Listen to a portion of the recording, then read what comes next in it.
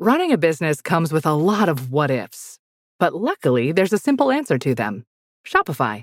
It's the commerce platform behind millions of businesses, including Thrive Cosmetics and Momofuku, and it'll help you with everything you need. From website design and marketing to boosting sales and expanding operations, Shopify can get the job done and make your dream a reality. Turn those what-ifs into... Sign up for your $1 per month trial at shopify.com/special offer. This episode is brought to you by Indeed. Stop waiting around for the perfect candidate.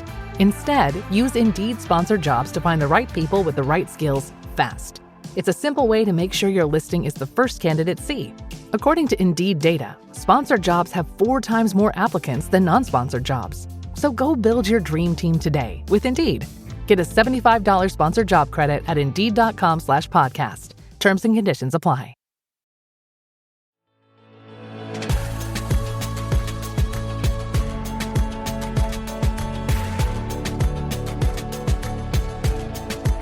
I am Nicole Khalil, and I often share pet peeves and the occasional rant on the This Is Woman's Work podcast.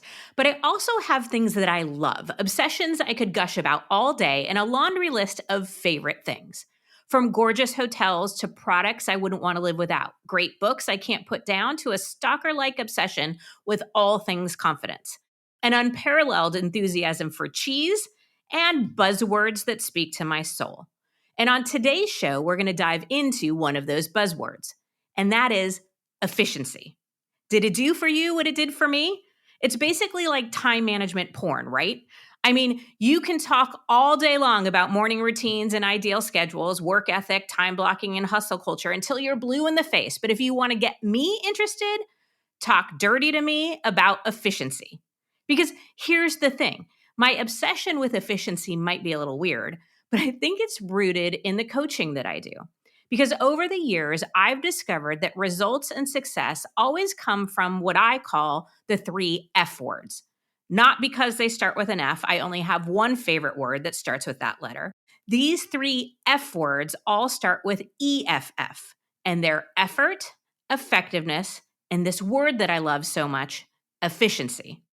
When it comes to effort, I'd say that people pretty much have that down. You can't swing a crossbody bag without hitting a podcast, business book, or motivational guru shouting about hustle, grind, and working harder. So my secret is that I focus on the other 2. I help women be and become more effective at the things that they're doing, and we're constantly searching for ways to make those things more efficient. And guess what? It works. So why don't more companies, leaders, coaches, and cultures get on board? I honestly don't know, but I've heard from more women than I can possibly count that they're tired of working in environments and with people where the answer to every problem is always do more or work harder. I'll go a step further and say that if you hire a woman who is also a mom and you're not supporting or prioritizing efficiency, you're probably going to end up losing her to a place that does. Which brings me to our topic and guest today. Someone who may have doubled down on my obsession, as she's here today to talk about being not just efficient, but hyper efficient. And if that just made your heart skip a beat like it did for me, then you're going to love this conversation. I'll also note that her team sent me the most efficient bio, so she practices what she preaches. Dr. Mithu Storoni is a University of Cambridge trained physician, neuroscience researcher, and ophthalmic surgeon. Did I even say that right? I'm not sure. She advises multinational corporations on mental performance and stress management and is the author of the forthcoming book, Hyperefficient: Optimize Your Brain to Transform the Way You Work. Mithu, as you can tell, I'm more than a little excited about our conversation. So I'm going to rapid fire questions at you. So thank you for being here. And my first question is, what does it mean? What does it look like? What does it feel like to be hyper efficient? So when you think of hyper efficient, I want you to step back from the image that we just talked about of doing more, working harder, and just expecting more. Now, the brain is not like muscle. It doesn't work when you tell it to. It often needs to rest in order to work, and it often needs to work in order to rest. So you can't tell the brain or the mind to simply work harder for you to produce better quality work. Hyperefficient is a play on the word efficiency. Now we are moving into a stage, into a workplace world landscape, where a lot of the stuff we're needing to do actually involves the quality of what we're doing. We have, ChatGPT, we have lots of AI and automation increasingly doing a lot of the easier stuff, or the sort of the more monotonous, the lower level mental stuff for us. And we're moving into a world where we need to produce better quality ideas, solutions, plans, restructuring problems, all of that. So when we're talking about the quality of our mental output, we want to talk about being hyper efficient, where we want to create an ecosystem in them for the mind, where what the mind does isn't just more or quantitatively lots, but everything it thinks, every idea it produces is incredibly good, high in quality. So when you're talking about producing better quality mental output, that's when you talk about being hyper efficient. That's the difference. Okay. So I'm trying to wrap my brain around this because I think, we've all been somewhat taught that the purpose of being efficient is so that we could do more, right? And what I'm hearing you say is the value or the purpose of being efficient is to do what matters better. That's exactly right. So simply doing more is no longer going to be enough to get ahead at work, even at home, even outside the workplace in this era. 100 years ago, when we had the Industrial Revolution and we had assembly lines, we were producing products. The majority of the industrial landscape involved things you could touch: refrigerators, cars, hair dryers, toasters, all those stuff. And when we were living in that sort of environment, working faster, working for longer, taking fewer breaks, putting in more hours, always led to bigger quantity of output. And that output was significant because it increased financial gain. It was profitable. But when you're working with the mind, especially in this era, just producing more does not equal producing better. In fact, it's the opposite. If you're making the mind work in a way where you simply produce more of something, you're forced to work at a lower cognitive level. So you might be, brainstorming 100 ideas, but none of them will be any good. We need to think about the brain in a completely different way to the way we've been structuring the workplace and the way we work for the last 100 years. Because now, since what we are doing, the quality of that matters so much more, we need to think about what we can do to not produce 100 bad ideas or brainstorm 100 bad ideas, but how do we brainstorm one absolutely, life-changing or company-changing or business-changing idea? And in order to do that, we have to look at efficiency in a different way. We have to look at how few meetings do we need to brainstorm that one impactful solution? Or how few hours can I really squeeze, or can I kind of shrink my workday into that produces that produces an abundant amount of work? So for instance, just to explain myself, imagine you're sitting at a desk and you have to write a report for, your company. And you are sitting there looking at the screen and you have until 5:00 to compose it. It's 3:00 and you've written, let's say, 1,000 words, or actually probably a few more, 5,000 words. But then when you read it, none of them are any good. And you just cannot make any progress. So you've wasted 8 hours looking at a screen, you've produced lots of words, but ultimately what your report will look like is not something you're proud of, and it will not bring any change. If you want to work hyper efficiently, it's about what can you do so that you can sit at your computer for as little as an hour or even 2 hours and produce, and every line that you type out is impactful and is just really, really good. So instead of spending 8 hours doing 10,000 words, you can write 10,000 really good words in just 2 hours. So that's what being hyper efficient is all about. Okay. And I clued in from the title of your book that our brain is a big part of being hyper efficient and making sure that the quality of our work or what matters is high. And you said this earlier about resting our brain. I think all of us, regardless of gender, but I talk to a lot of women and we talk about brain fog or being tired and exhausted or overstimulated. There's so much going on. How important is acknowledging when our brains are tired, and what does it look like to rest in the space of being hyper efficient? So it's incredibly important to acknowledge when the brain is tired. And one of the problems that with work in general, with workplaces in general, is that we have no setup, we have no recognition that that is the case. We know that the brain grows tired if it works continuously beyond around 90 minutes. And often it starts growing tired in a much shorter period of time, depending on what you do. It can grow tired in as little as 5 minutes, even. And often it grows very tired after 20 minutes. Now, when your mind is growing tired, two things happen. The first is your brain very subtly sends you a couple of nudges, which we've learned to ignore.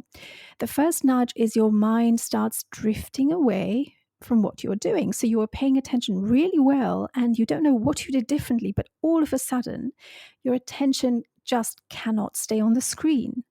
That's the first thing. The second thing is that, which goes hand in hand with the first thing, is that you suddenly lose the motivation to keep doing what you're doing. So what you're doing felt really good and really engaging, and suddenly not only does your attention drift, but you kind of start feeling a little more bored. It feels more difficult. So these are the subtle ways in which your brain is signaling to you that stop what you're doing, take a break.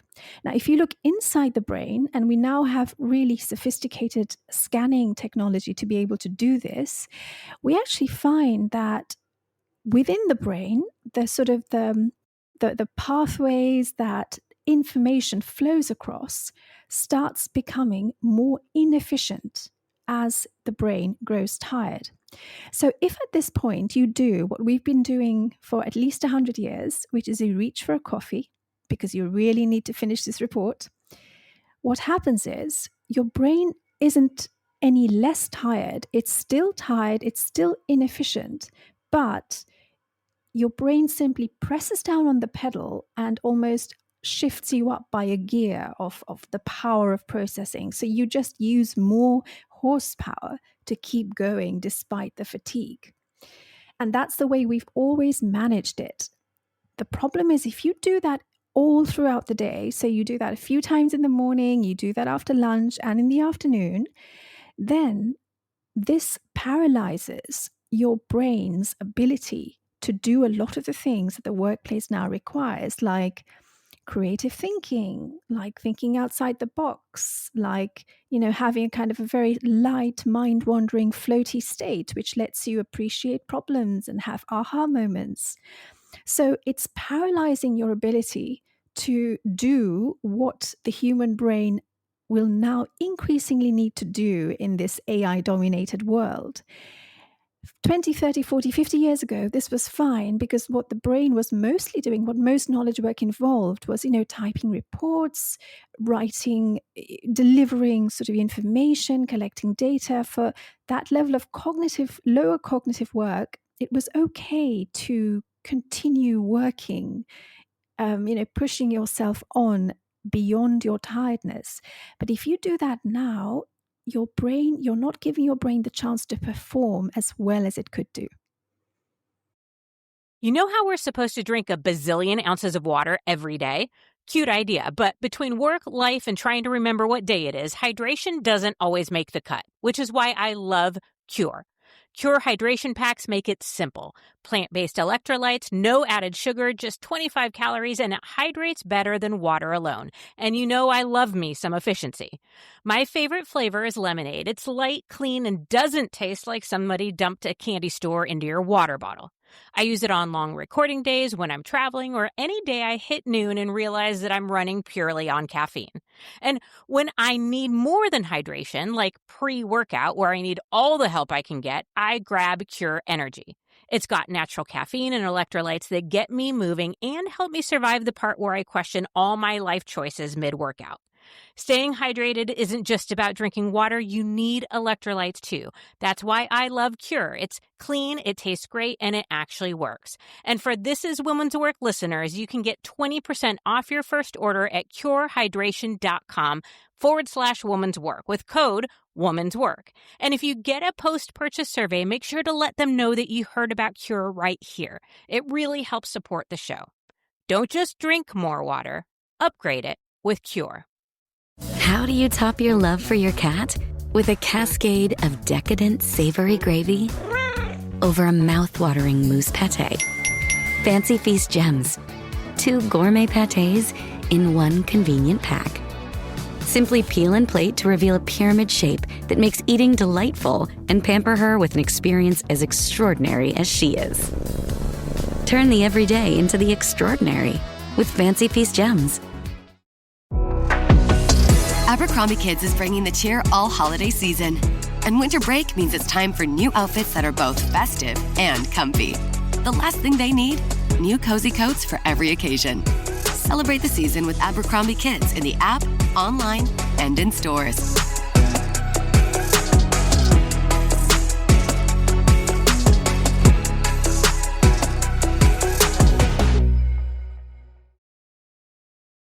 So what I'm hearing is we're sacrificing quality and productivity, whether that's on an individual or corporate or global level. And the point that you're making is well taken.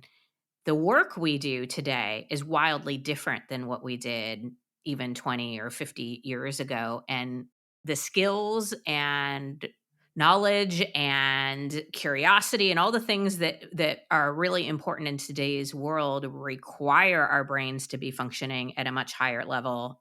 And we're still applying old principles that are basically making our brains function at lower levels. Am I hearing you right? Yes, correct. So Okay. if you're working in this traditional setup where you're working continuously throughout the day, your workplace measures your output in terms of email traffic, the hours you're putting in over time, then you are working in the same framework as an assembly line template, which is what we inherited our work patterns from. So before the industrial era, no one worked like this. During the Industrial Revolution, we found that working like this massively increased productivity and profit. When we shifted to working in shiny offices, we changed what we did, but we didn't change how we did it. For a while, that sort of worked because the level of work we were doing, a lot of it involved kind of mental manual labor, if you like, sort of very low-level mental labor.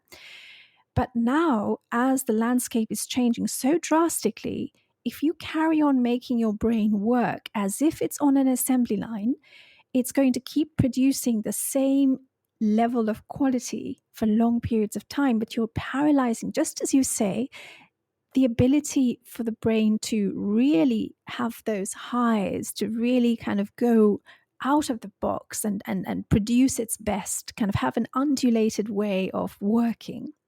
So that's we've inherited it, but in this era, we now have to change it. I mean, as an example, I know so many people now, lots of workplaces who are now embracing Copilot and various other AI mechanisms where they no longer need to send out or read lines and lines of hundreds of emails anymore, especially emails that involve very low-level mental processing. So that's now all being delegated, which means you have all this mental capacity to do other things that these AI generators or AI machines cannot do. But all of this work really requires more mental processing power.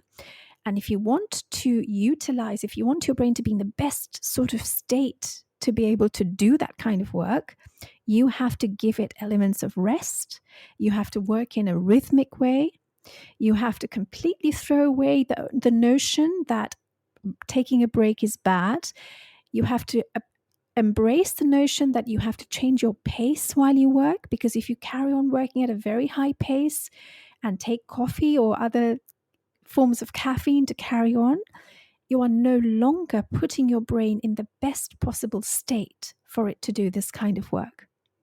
Okay, all of that is fascinating and I think so counter to, as you said, what we've inherited in the environments that we're working in. We've talked quite a bit about work, but I know for many of us, our brains are firing before we even walk into the office doors. I think for so many women, we have decision fatigue first thing in the morning.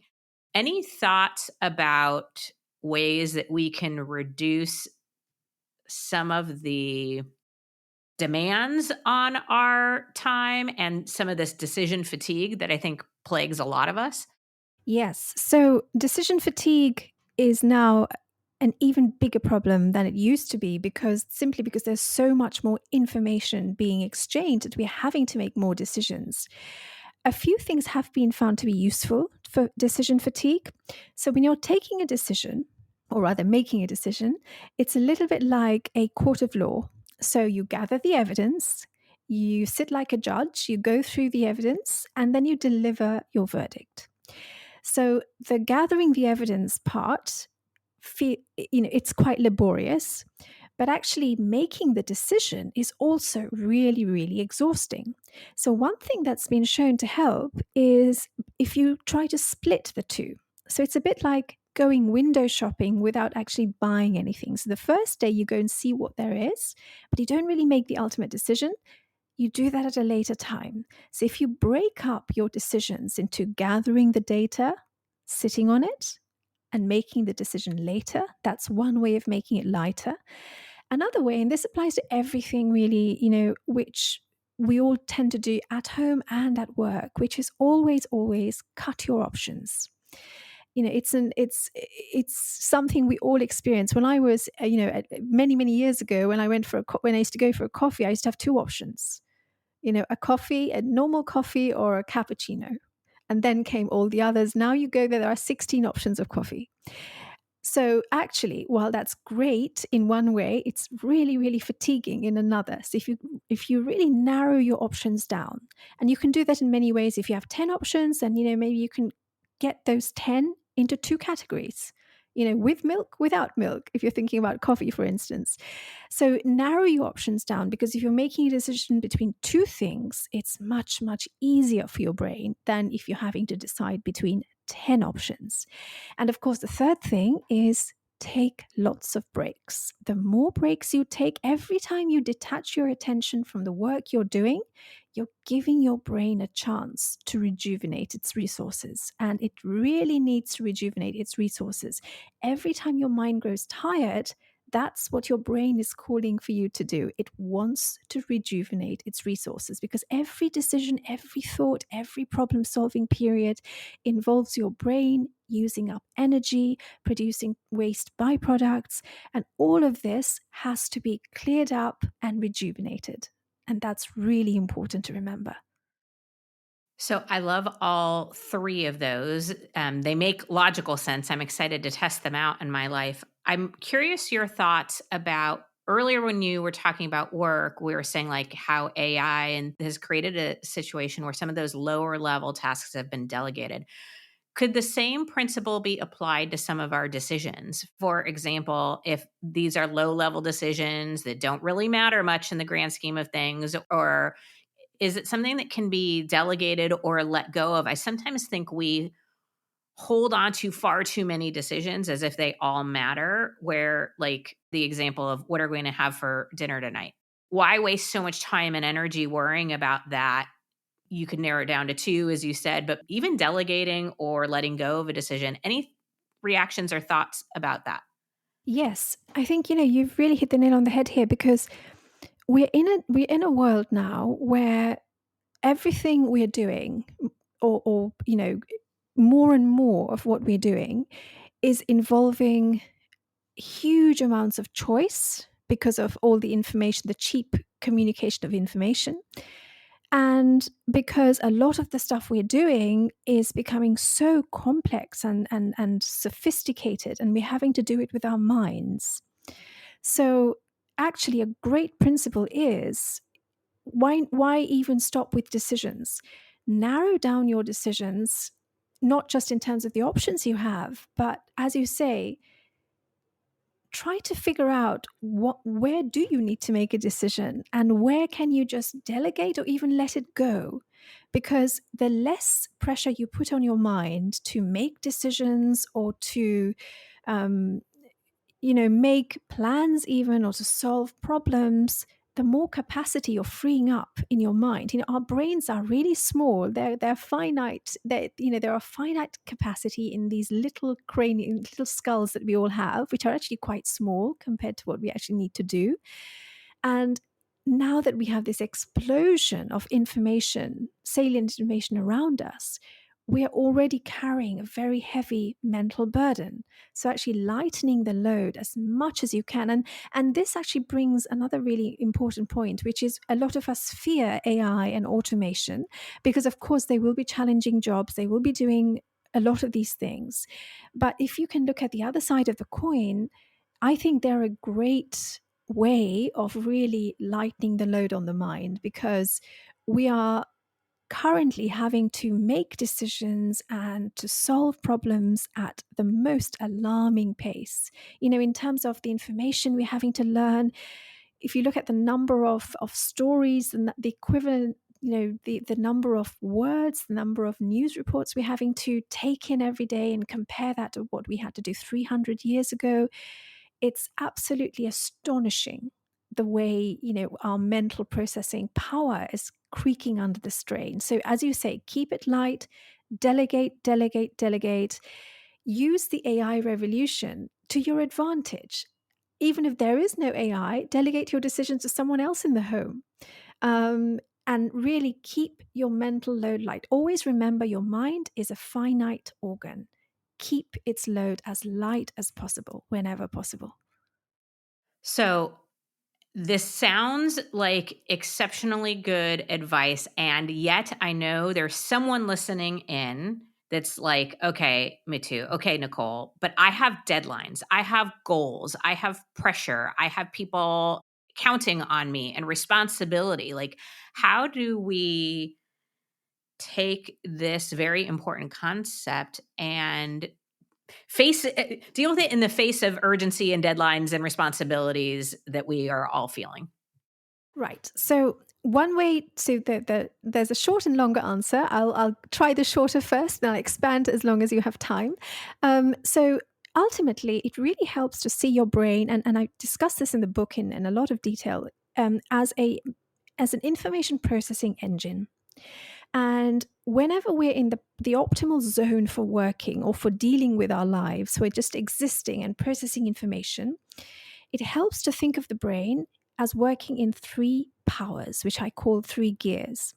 And in gear 2, which is kind of the middle power zone, that's when your ability to process information, to do work, to do whatever work you're doing, make decisions, all of those things is optimal.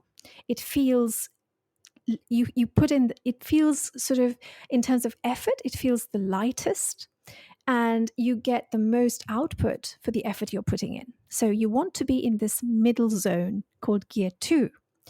Now, when you're trying to navigate your workplace, whether it comes to lots of information, lots of workload, whether it comes to deadlines, whether it comes to boredom or anxiety, all of these things, you are drifting from the middle zone up to the higher zone. So from gear 2 to gear 3, or you're drifting from gear 2 to gear 1. And what you want to do is you want to navigate your workplace by playing with a couple of things, whether workload, whether urgency, whether your perception of time, your perception of uncertainty, all of those things, to stay in this middle zone of kind of mental processing. And when it comes to deadlines, what happens is your brain thinks, oh, there's a deadline, so I need to process information faster. So it starts pressing down on the pedal. At that point, you have to do everything else to undo that. So if you have a deadline, take a whole bunch of work out of the equation. So cut the number of tasks you're having to do. Second thing you can do is, while you're working to the deadline, create a perception of time going slower. Listen to very slow beat music. Move to an environment where things look very slow.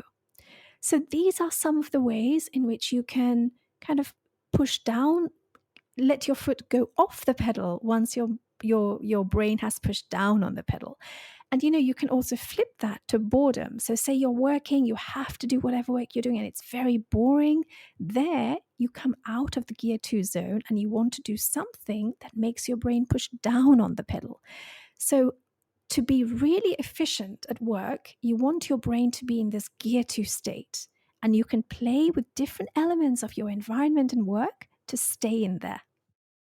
Okay, this is all fascinating. And I have so many questions, but I cannot let you go without asking, I think, one big question, which is if we've inherited this sort of work structure and environment that no longer really works for us and our brains, how could we or should we structure work to maximize efficiency, to stay in that gear 2 state as long or as much as needed? What are your thoughts about what work structure and sessions and all that should look like?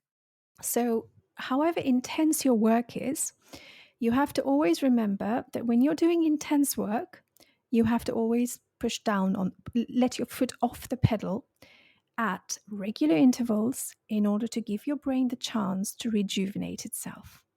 So, if you want to stay in this gear 2 zone for as long as possible, you need to regularly come in to bouts of being in gear 1. Okay, so that's the first thing. And the way you do that is by, first of all, taking breaks, but also by appreciating that it can really be helpful to work in 90-minute work cycles. So whenever you're doing anything requiring focusing or sustained attention, which is quite tiring, work in a way that you will work no longer than 90 minutes at a time. If you need a little break, even within those 90 minutes, go ahead, have a 3 to 10 minute break, but otherwise you will work in no longer than 90 minutes at a time. And within those 90 minutes, this is if you have the flexibility to do so, and I appreciate many people don't, it is really, really helpful to do really tough work, intense work for a short part of that 90-minute block at the start of that block. So you could do, say, 20 minutes of, you enter the 90-minute session. The first 20 minutes you spend addressing or replying to really difficult questions, really difficult emails, trying to sit down and solve a really difficult problem. And then after 20 minutes, you shift to something slightly lighter. And then by the end of the 90-minute cycle, you go into a break. So this sort of gives you a graded way of putting in effort. And if you work in this way, you're more likely to stay in gear 2 without exhausting yourself out. It's a compromise between sprinting and having a marathon. Okay, so I know I'm not the only person who's like, okay, I need to get the book. I need to read it. I need to give it to all the people I work around and with and all the people I care about. So let me remind our listeners, the book is called Hyperefficient, Optimize Your Brain to Transform the Way You Work. And Mithu's website is mithustoroni.com. We will put that in show notes along with, all of the LinkedIn links and everything else, all the ways you can find and follow Mithu. Again, this has just been a fascinating conversation, and my love for efficiency, it's so different than I think the advice we've been given all along the way. But something deep inside me knows that it needs to be heard and listened to and followed. So thank you for doing this great work and for being on the show today. Thank you so much for having me. It's my pleasure. Okay. If you're anything like me, today's conversation has given you plenty of new ways to obsess over efficiency and maybe even rethink the way we're working. From structuring your work to 90-minute blocks to avoiding decision fatigue, we now have some seriously actionable tools to make our brains work smarter, not harder. And effort is important. You won't catch me saying otherwise, but it's when all 3 F words work together that you maximize results and still have energy left over to live and play and find joy in your life. Because efficiency isn't about squeezing every last drop out of ourselves until we're running on fumes. It's about pacing ourselves and taking time to actually enjoy the work that we do. And if you're so focused on one of the F words that it costs you the other 2, you're most likely not accomplishing more or better. and you're ending up with burnt out, disengaged humans who just need a fucking break. The more you do, the less effective you are. The busier you look, the less productive you're being. Value effort, develop effectiveness, and bow down to efficiency. This works for just about everyone, but I still like to call it woman's work.